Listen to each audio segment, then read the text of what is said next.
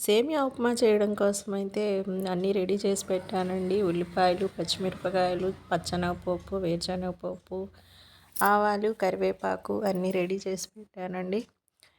బౌల్‌లో అయితే కొంచెం ఆయిల్ హీట్ చేసేసి అందులో అన్నీ కలిపి వేసేస్తానండి నేను. వన్ బై వన్ అలా ఏమీ లేదు.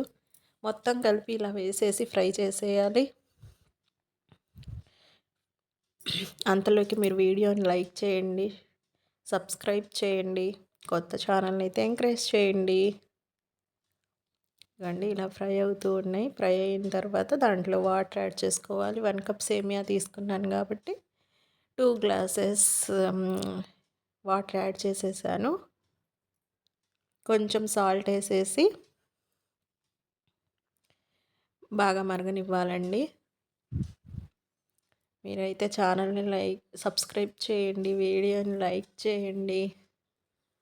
బాగా మరుగుతున్నప్పుడు అందులో సేమియా వేసేయాలండి. ఇదిగోండి బాగా ఇలా ఉడుకుతూ ఉండిద్ది. నీళ్ళు కొంచెం ఇంకిన తర్వాత దాన్ని దమ్ పెట్టేయాలి. ఇప్పుడు మూత పెట్టేసి దమ్ పెట్టేస్తే ఉప్మా అయితే రెడీ అయిపోయినట్టే. ఇదిగోండి ఉప్మా రెడీ అయిపోయింది. చక్కెర కానీ చట్నీ కానీ మీ ఇష్టం.